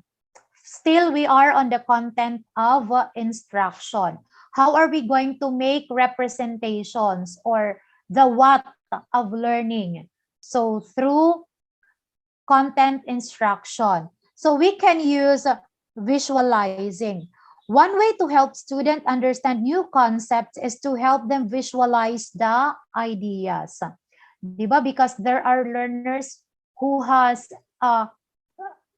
visual ability to learn. They learn easily, more easily, if they will be given a chance to visualize what are you saying, what are you talking about. Okay, not the same as seeing the material. Visualizing is creating images in the mind. This can be abstract, shared many concrete ways to build these skills. First, you can offer thinking stems, such as prompting students to think about what they see, what they hear, what they smell, what they taste, and feel about the topic. And you can also play music to build mental images. Okay, so provide wordless books and ask students to describe the scenes. Prompt with mind-expanding questions such as, what lies beyond the frame of the picture? Okay, so we can do that in the visualizing.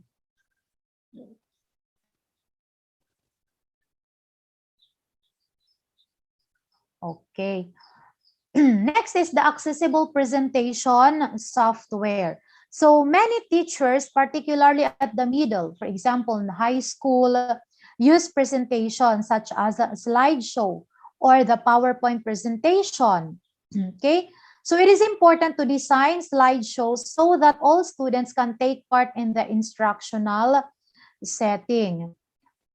Make sure each slide is effective. Images should be of high quality. So you can follow the rule in creating the slides, diba? 6x6 rule for text. 6. Oh, I'm sorry, someone is calling.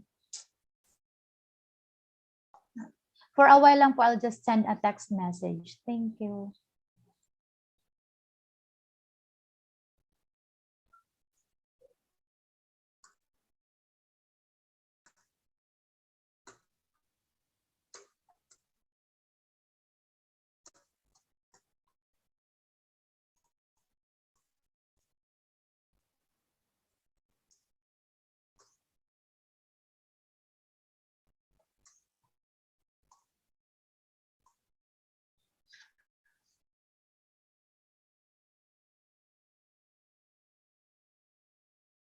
All right, all right.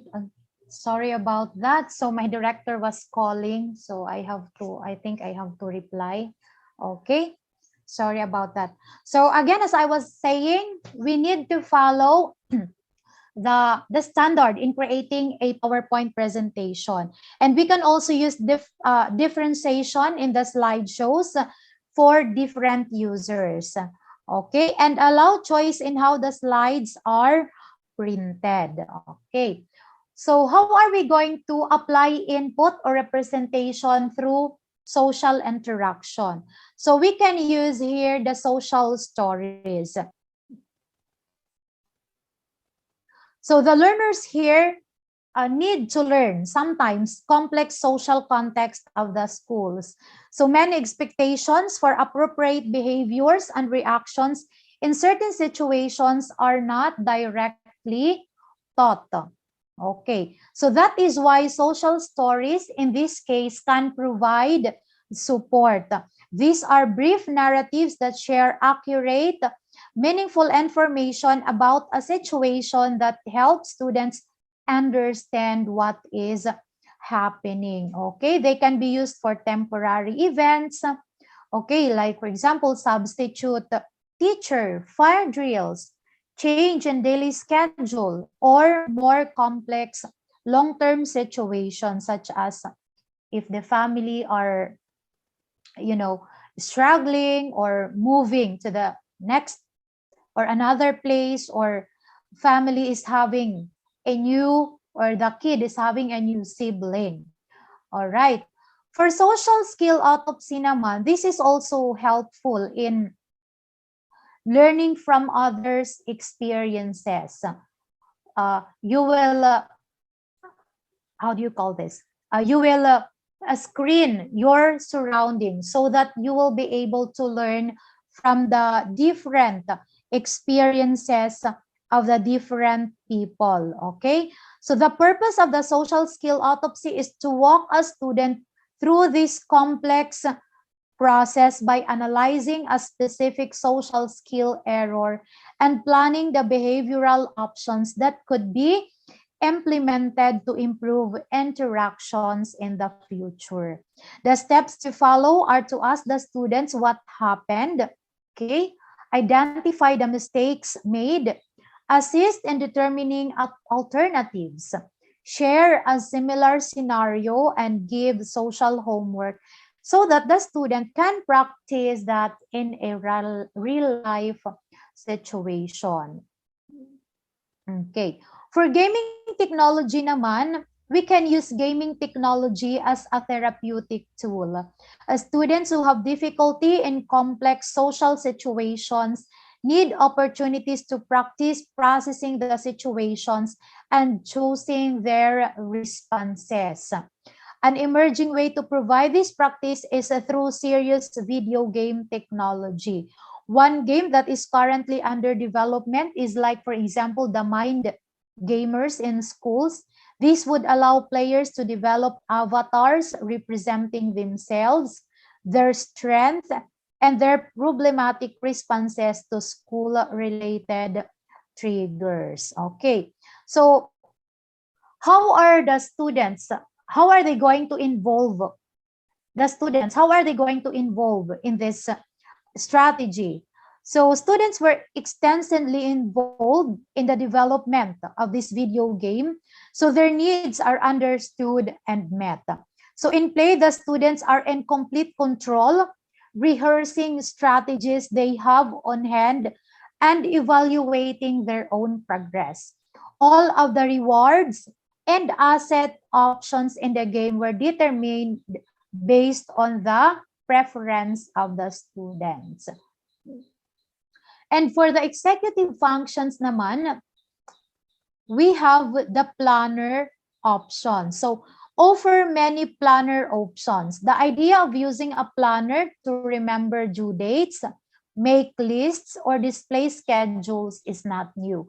So this will help our learners to be organized, to be more organized, okay, and be able to manage time as well if they will be on track of their different tasks, things to do, especially during this pandemic that most of our learners are having difficulty in managing their time, in time management, because their routine becomes different now. They can answer modules even without eating their breakfast, even without taking a bath. They can attend online classes even without taking a bath or eating breakfast, or so fixing themselves, being ready for school. So they can do that at home because of the limitations that we have right now.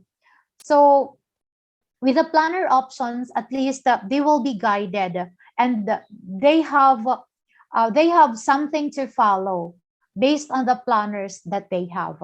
And we can also use the web-based materials and information. So you can post materials and information on the web, or if you are using other platforms for those who are conducting online classes.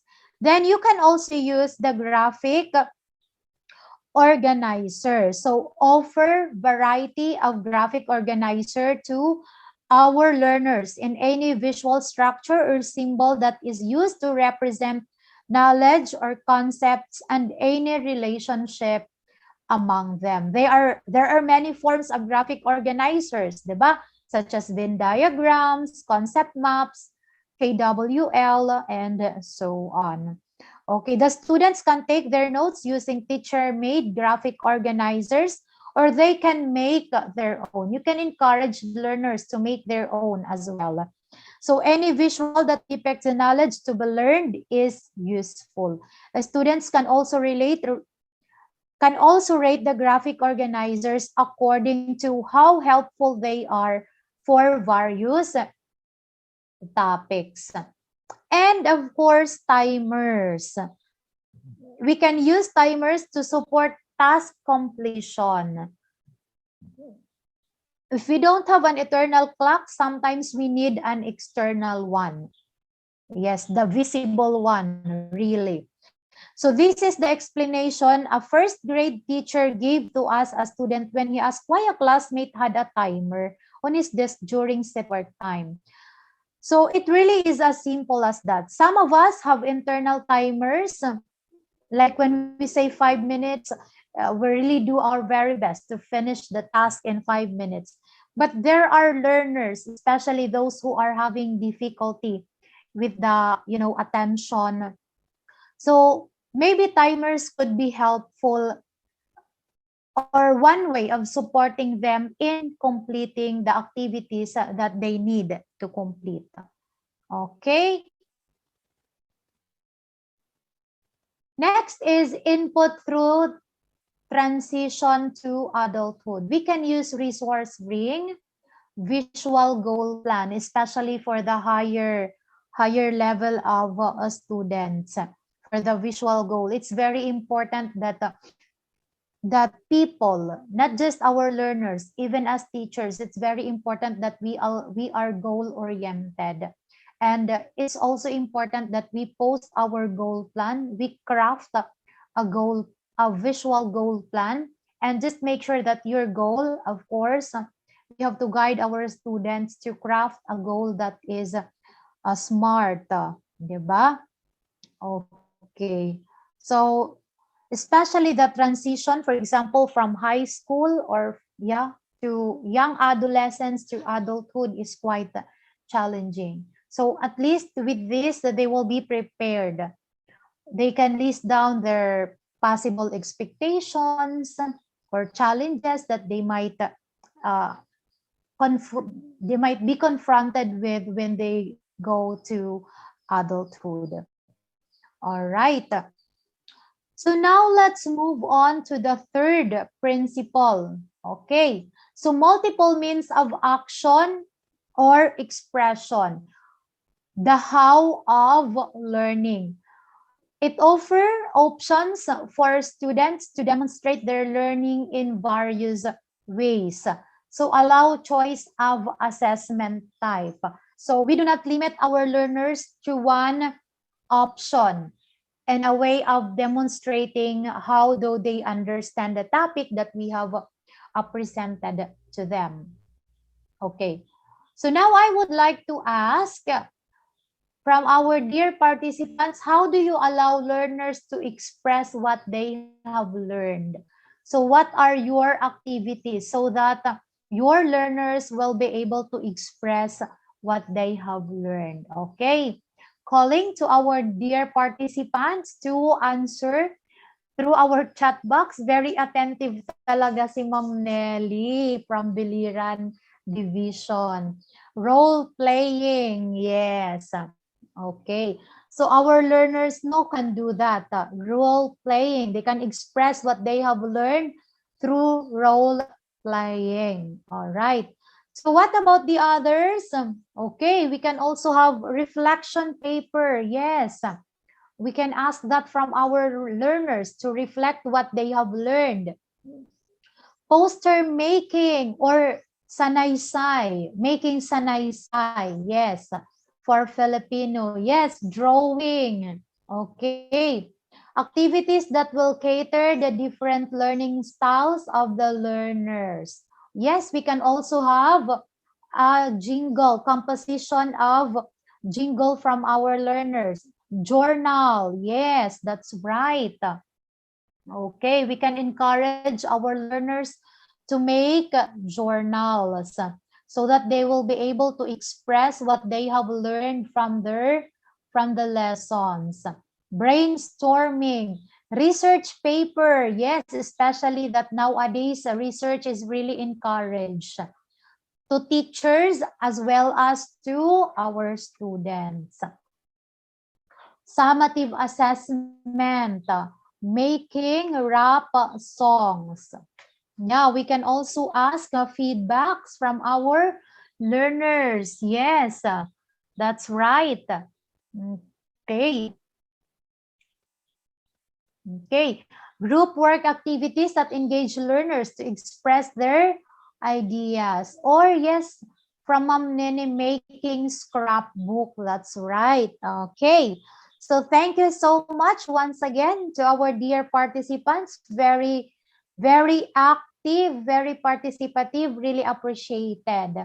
Yeah, accepting their opinions. It's very important that we do not judge them, or else their confidence will be ruined. Okay, so we have to acknowledge, accept their opinions. If their opinion is perhaps we can say that it is wrong, we can correct that in a nice way so that their self-esteem will not be affected, diba? Okay, we can also conduct drill, essay writing. All right, so that's right. So now in crafting plans, in providing multiple means of action and expression in the how of learning. So you will ask yourself, how can I offer purposeful options for students to show what they know? Because again, diba, we all know that our learners are different, diverse learners. So when can I provide flexibility with timing and pacing, especially when our learners are engaging in child labor? They are really behind with the regular lessons that we have. They cannot answer modules on time. So yun, how can you provide the flexibility? So you can provide calendars and checklists to help students track the subtasks for meeting a learning goal. Yun. So planner is important in this case. Have I considered methods aside from paper and pencil tasks for students to show what they know? Because not all students might love paper and pencil test. So how are we going to test or to know what they have learned from our discussion, from the topics that we have given them? So what you will do is you will allow them to show what they know through a variety of formats such as, yun, na-mention nyo na kanina, poster presentation, graphic organizer, jingle making, diba? Poster making. So you can do that. Am I providing students access to assistive technology or AT?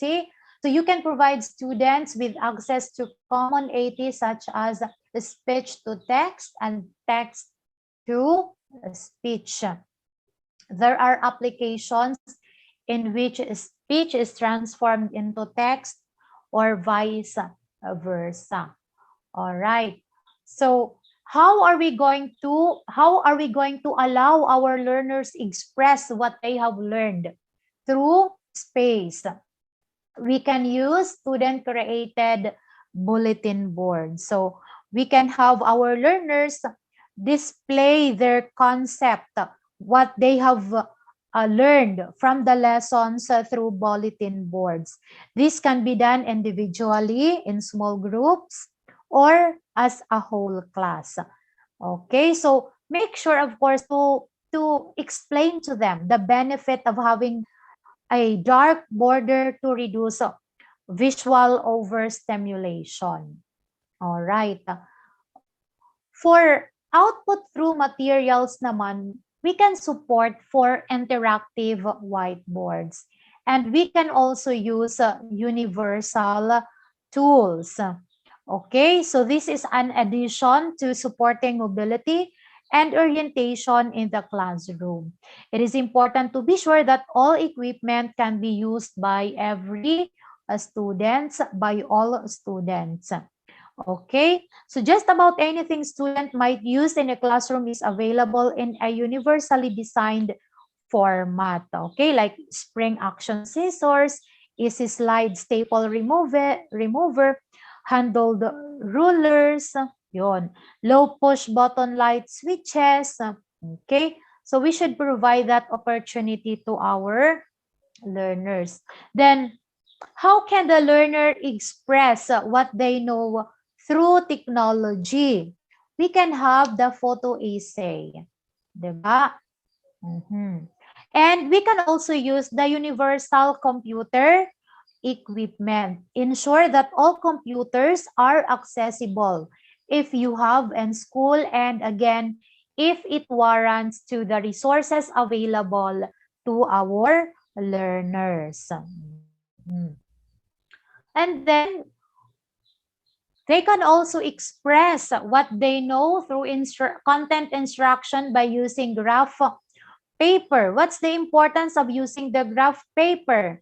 Okay, this will be useful for students who have difficulty with handwriting or visual spatial processing.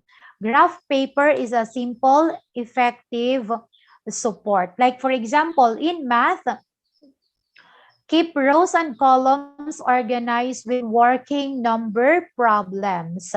For writing, it reminds students to leave one space between words. Yes, because there are students, diba, na surusurumpay, durudurug tong an ira kasurat. So with the graph paper, this will allow them to be reminded or to leave one space from one word to next. Okay? For study skills naman in all areas, it facilitates queuing assignments by drawing a box around certain features. Or it can also facilitate highlighting, connecting ideas with arrows, and drawing graphic organizers. So yon. Next is Socratic seminar. Okay? This is a discussion-based instructional methods that entails students reading a selected text, formulating their own questions about the reading, then discussing each other's questions in a large group. So we can do this online. So right now in the classroom, since we're not yet into face-to-face, that is the limitation. Okay, then discussing each other's questions in a large group, sitting a circle so that all members of the discussion are positioned equally for participation. Okay, so how are the students how are we going to involve our learners in this case? Okay, this is usually facilitated by teachers. The students are the ones teaching each other and constructing meaning and responses together throughout the discussion. Student recordings and videos, okay, just as tape recorded lectures or reminders, books on tape, and teacher-made videos can help students input information. Recordings and videos can help students express their learning. Sometimes students are better able to talk through what they know about a particular topic than they are able to write about it, diba? Especially nowadays that our naturally, they are digital citizens. Our learners nowadays are digital citizens. Okay, this could also be good of help. Even me, I am using this as student videos. I would post questions in my class, then I would allow the learners to take a video of their discussion on what they have learned based on the lesson that I have discussed to them. We can also have the pre-questions. Provide students with discussion questions before the lesson. So we can raise questions before starting that main topic. We can raise questions. Large group discussion may be difficult or anxiety-provoking for some students. If they have a difficulty time processing what is being said by everyone, or they are nervous about being called on, they will not be able to respond to any of the discussion questions, even if they understand about the content. Okay, so with that, we can use pre-questions. This gives students time to formulate a response and think through a point that they want to make. When it is their turn in a discussion, they will be better prepared, or they can read from a pre-made cue card. Yon.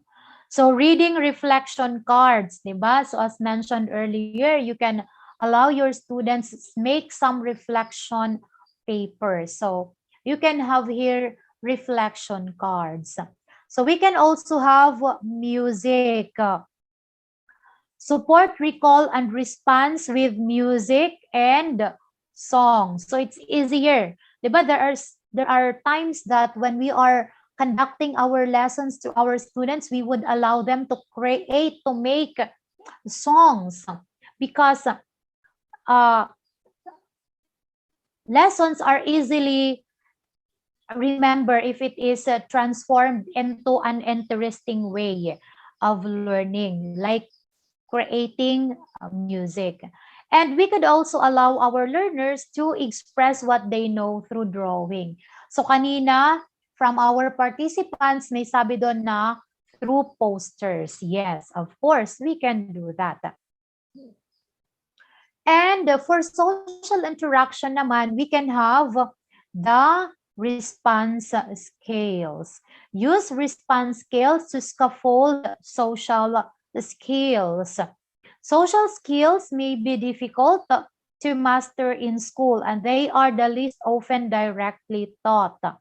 Not all students are able to pick up social skills on their own and know how to respond in given situations.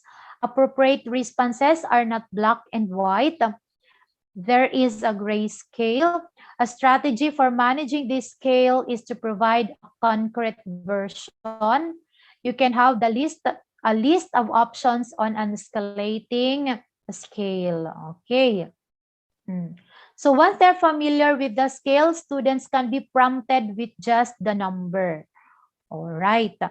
So next is the rally table. Okay, like mixed pair rally table provides an opportunity for students to express their ideas and new learning via peer discussion. And it also provides a way to increase the size of the audience from one partner to 3. And we can add on another group members. Okay, for rally table naman, this can be used in online platform if you are using online platform. All right. So next is yun. allowing our learners to express their output through executive functions, such as using templates. So there are learners who find it difficult to craft an idea because they're thinking about the template. So if the template is already provided, like for example, there's already the correct heading on a paper, okay? So at least this will guide the learners on how they will be doing a certain task. Okay, for other students, this comes naturally and requires very little extra effort. To support students who find formatting a challenge, you can provide templates for written work. Okay. And we can also have visual reminders. In our classes, for example, we can provide visual reminders. We can post it in the online platform that we are using for our learners. We can also have visual reminders on the walls of our classrooms, or maybe in the modules, we can have that in the front page of our modules. And of course, transition towards adulthood, visual presentation of the goals. How students display their IEP and transition goals visually, okay? The students are members of their own IEP teams. As such, they have a role in running annual meetings. When it comes to planning their transition from school to adult life, their role in the meetings can be maximized if they have a visual to present, like presentation software slides, or they can have the story board. All right. So now, next is, how do you assess your learners? Okay. Can I ask from our participants, how do you assess your learners? You can answer this question through our chat box. Yes, most of the time, paper and pencil. So applying, if it is, for example, more on reflection or essay, we use rubrics, diba? To objectively rate the performance of our learners. Yes, for online classes naman, you can conduct oral recitation. You can also set criterion. Yun. So formative tests as well, to keep track on the progress of the learners regularly. So you can use formative test. Okay. By giving assessment at the end of the lesson, yes, that is formative test. And we can also provide summative test after perhaps a unit of our lesson or a chapter of our lesson. Okay. Yes, we can do that also from Ma'am Grace. Written, oral, performance, summative test. That's right. Oo. So, yes, from Beliran, from Ma'am Nili, yon. Portfolio. Yes, I hope you are exploring on these different strategies that you are mentioning in our chat box, no? Oo, so based on the different needs of our learners. Written or oral evaluation. Okay. By oral recitation, yes. Yun. Others also are using assessment through Google Quiz. Okay. So that's right. So you have mentioned already the different on how you will assess your students. So basically, you can have formal or informal assessment. For the formal naman, it's actually a published standardized test and it has undergone a norming. For the informal naman, it is a research-based na type of test and it has also undergone a norming, but in a certain group lang. Yes, you've mentioned about formative, the summative, and you can also have some alternative form of assessment such as yun, na-mention nyo kanina, performance, portfolio, self-reflection, or self-assessment. That's right, ma'am. So how are we going to do that? Assessment through testing, we can have retesting. Okay? So the reason we test students is to find out what they know. We want to have information about what they are taking with them after instruction. For students who struggle with test taking, like for example, they have anxiety or extra processing time, the results on one test will not provide us with a true assessment of everything they have learned about. So it will tell us how much they were able to impart in one setting. So kaya, in this case, retesting can be applied to this kind of students, okay?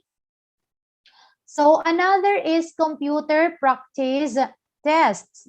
Again, if the resources would allow, we can apply this one.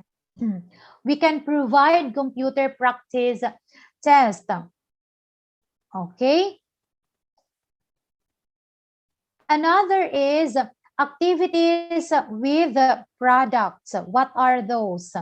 So you can assess students through activities with products. Okay. So how are we going to involve our students in this case? Students can decide which skill they will work on while playing a game or interacting with an educational product. For example, I'm going to add the numbers on the dice together or create their own modified game cards or rules. Then we can also have the entry and exit responses. There is a very quick and effective way to administer pre- and post-assessment for each class or lesson. At the beginning or end of a lesson, or as a student enter or exit the classroom, you can conduct a survey. Okay, you can put 1 to 3 questions on a paper, or you can incorporate that in the module. And you can, for example, you can raise this question such as, one word I use to describe poetry Ay, nawala is, ko makita siyang so for presentation. example, if your lesson is all about poetry. Okay, so assessment through homework, you can also use this. First is choice. Why do we have this choice? We allow the students to have a choice. So for inclusive UDL environment in all areas, such as in engagement, input, output, and assessment, so we can use this strategy because it seems that teachers have the hardest time making the shift. For example, universally designing assessment, more so than engagement, like, for example, engaging our students in input and output. And homework seems like a good place to start making that shift. So according to Tomlinson and McKay, they emphasize the importance of establishing a common set of criteria across all options, and they recognize the seemingly disparate concept of offering different options or choice that all have the same criteria. So there are, however, so many ways to do that. Instead of thinking about homework assignments, think in terms of menus. Menus are just as they sound, an array options to choose from. Like, for example, you can have a tic-tac-toe brand, okay, a checklist options. So you provide options or choices to learners. We can also have family project, especially if our learner is having really difficulty in performing the task on his or her own. So we can allow that family involvement, okay, so that they can work together. So at least bonding na rin yun within the family. And peer group. So again, as I have mentioned earlier, since we are still In the modular or flexible learning, our learners may work with their brothers or sisters, and if their family members or brothers sisters not available, they can work with their parents in conducting, for example, research, experiment, or even in research, di ba? We can have that, we can assign that in groups. All right. We can have also assessment through performance, such as family message. Assign family message journals to assess writing for an audience. So anytime students are writing for an authentic audience, they're engaging in performance assessment. So with family message journals, the audience is the student's own family members. Family message journals are notebooks that travel between one home and school daily. The students write a message to the families about the day's happening, an upcoming school event, or other information that is important for the family to know. Okay? So no other announcements or notices are sent home, thus increasing the importance and authenticity of the student's message. So family members respond in the journal and return it to the school. So earlier, some respondents mentioned about the journal. So you can use that in the universal design for learning. And solving real-world problems. So assess skills used to solve real problems in the school or the community.